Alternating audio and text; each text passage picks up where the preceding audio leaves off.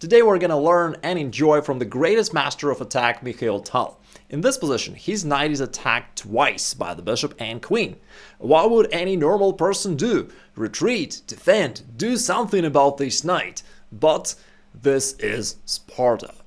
If you missed the movie, here you go. This is Sparta! Similarly, Tal never backed down from a challenge, and he counter-striked with rook to d3, shocking everybody, sacrificing the knight and destroying his opponent within the next following moves. But let's start from the very beginning.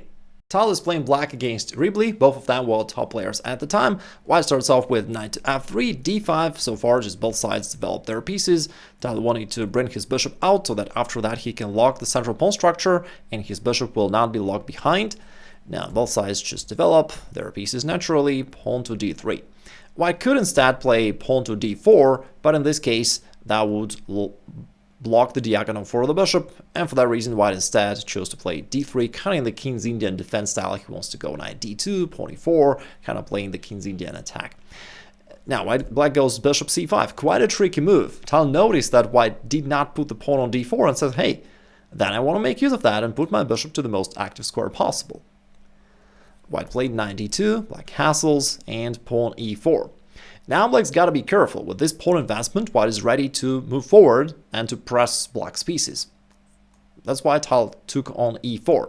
Now, if not, just to illustrate the point, if Black played some random move, White could push the pawn forward, chasing away this knight, and as the knight goes, White could keep moving forward, this time chasing away the bishop, and you can see that he's grabbing space and Black is kind of, locked and awkward, so definitely Black does not want that. Tal traded on e4, and right now White is still threatening to play e5. That's why Tal played this move himself. You can see that it's important to actually pay attention to your opponent and what he's going to do. Again, if Black just doesn't do anything and plays some random move, White can keep pushing forward, attacking this knight. If it goes, he can then expand with knight e4, attacking this bishop, aiming at this square, threatening c4 to kick off this knight, and White would completely dominate within just, couple moves. So definitely Black doesn't want that. So let's take it back, and instead Tal blocked the center with e5 himself. Now White played pawn h3. He wants to drive away this bishop, and if the bishop goes, White would be able to pick up this pawn on e5 because it's attacked twice. Currently the bishop is pinning the queen, so then I couldn't move, and Tal decided to just trade it off. White recaptures with a queen, and Black played queen e7. Also a very good move. I always recommend that at the end of the opening stage you want to move your queen and connect the rooks. After that you can say that mission 1 is accomplished, I have finished my opening, now I'm playing the middle game. In this particular case, besides that, the queen and the bishop are also forming a battery along this diagonal, which potentially enables Black to go bishop a3 at some point, trade off this dark square bishop, which will leave all these holes on the queen side weak and possibly ready for Black to use. White played rook d1, putting a rook to an open file, and Tal played b5. Now the purpose is just take away this square from the knight. Now the knight is a little bit awkward here on d2. It just obstructs the rook, along this e file, the d file. It can't really move much. After b5, it takes away the only square where the knight could possibly go to, and White now has to find a way to activate his pieces. Also, a little interesting nuance. White played h4 here, I guess trying to activate his bishop this way, and Tal played a5. It turns out that Tal noticed that because the rook is not on a1 any longer, he wants to expand there on the queen side and kind of prove to White that he was wrong, and that now Black can actually activate his rook there, possibly go inside with rook a2, after he opens up with a4, and create problems for White. So Tal was really great at noticing those weaknesses in his opponent's position and making use of them. Now, White was scared about this potential advancement, a4, he decided to play c3. And yeah, that locks the position on the queen side, but that comes at the cost of completely blocking this bishop on b2. Now it's like a tall pawn, and c3 probably was not a good move for White. Anyway, it makes some sense. His idea was that if Tal played a4, which he didn't, White would be able to play b4, thanks to this pawn on c3, which defends the pawn, and keep the position on the queen side locked and defending. Tal didn't play a4, instead he just played knight b6, simply moving forward with his pieces and keeping different threats in place. White played rook e1. This time he wants to relocate the knight to a better square via f1 and hopefully e3, and in the ideal world f5. But of course that takes a lot of time and Black can do something about that. First Tal plays queen e6. That also kinda looks towards the queen side, because black was so far preparing this move pawn a4, and black says, hey, you know what, I'm ready to challenge your queen side. Here white played queen f5. Again, he does not really want to play knight f1 right here, because black is ready to play a4, and now all these pawns are kind of weak. Black is targeting them, white feels uncomfortable, and so Tal kind of made use of the fact that white wants to move away the knight, and he prepared in advance. Now, white played queen f5 instead. He says, hey, let's trade off queens, and I'll be totally safe. And it's a very remarkable position, because right now the position looks equal, completely safe for white. And it is hard to believe that white will be completely destroyed within basically 2 to 3 moves. And that just goes to show you how Tal could create those attacks seemingly out of nowhere. Now you can think about this position yourself for a second to determine if you can find the right attacking shot for black. And the right strategy for the middle game, generally speaking, is to focus your attention on opponent's half of the board and to ask yourself, how do I go forward and attack something? So one of those moves could be a4, which we talked about previously. But there is also another move, knight g4, quite a spectacular attack. Now our queen x-rays the knight and therefore defends it. Now from g4, the knight together with the bishop team up against this pawn on f2, therefore white has to defend it somehow. It's interesting that in this case, trading queens would actually backfire for white, because if white decided to trade off queens, I mean, black could first take on f2 intermediately, but instead, even if you just recapture, that also adds the rook to the power of your attack, and now white is completely defenseless. So it's kind of fooling white. He wanted to trade queens, and Tal shows him, hey, you want to trade queens? Go ahead. That's going to be completely bad for you. In the game, white played a more solid move, rook e2, simply defending this pawn on f2. And Tal noticed the other weakness of white here and played rook to d8. Now, since the rook is standing on e2, not e1, it means that the other rook on d1 was left undefended. And by going rook d8 at this point, Tal pins the knight and puts more pressure on white. Again, noticing those weaknesses in your opponent's position and finding ways to make use of them. Now, white was clearly annoyed by the fact that this knight from g4 is putting pressure here and white has to defend somehow, plus now we've got this annoying pin. He played bishop f3 and probably he was really sure that black is gonna do something about this knight. Now, of course, black could theoretically take on f2, but generally speaking, in most cases, trading 2 minor pieces for the rook and a pawn is not good for you. Just 2 minor pieces are more mobile. I'm talking about this variation. If you just trade off everything, usually these kind of exchanges favors white, the side with minor pieces. They're more mobile, they can go forward, create different threats, while for a rook, it's harder for a rook and a pawn, it's harder to make use of them actively. So what can black do? Let's take it back. In the game, Tal found a really interesting and creative way. Rook d3. It seems like he's just blundering the knight. But what's the catch here?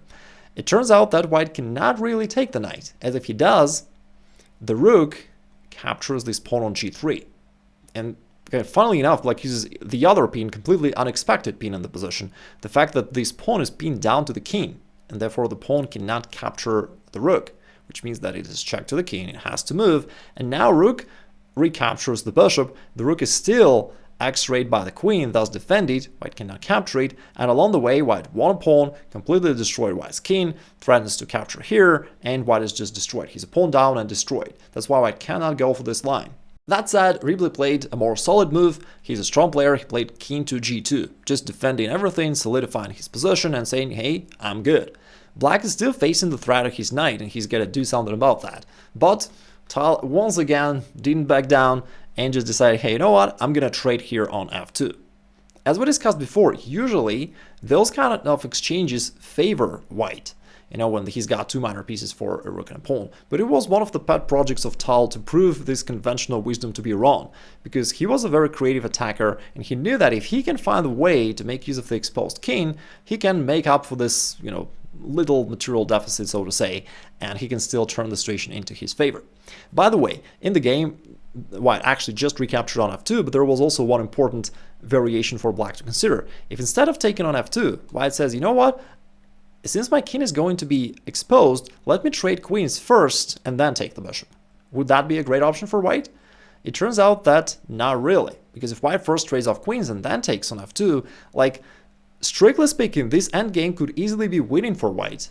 But right now, black's got a winning shot, rook takes f3, making use of the pin.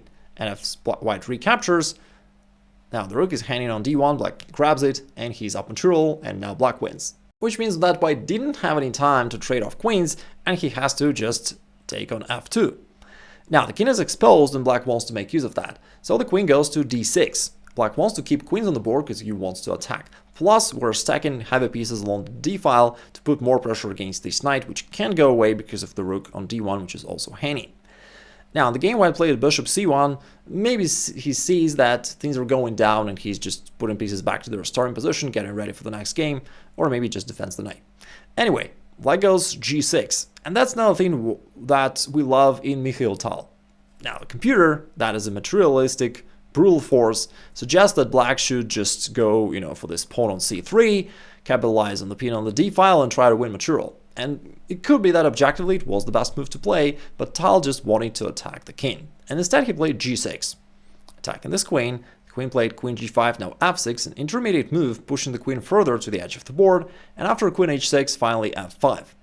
Tal does not care about this weak pawn, he doesn't want to win it, he instead wants to open the position and go after white's king. And of course, in positions like that, when everything is pinned, everything is under the attack, it's really difficult for white to find the right move.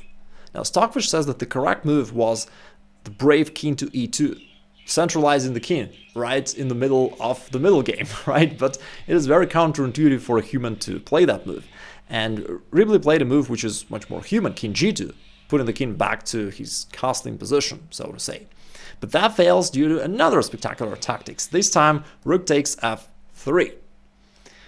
Now, what's the point about this sacrifice? Well, white could possibly recapture with a king or the knight. But the knight can't really move because it's been down to the rook, right? So black will capture, now he's got a material advantage, plus all kinds of attacking threats, and, it's clearly bad for white, so let's take it back. How about king takes f3? That looks like the main move of the combo. Then black follows up with queen d3 check to the king.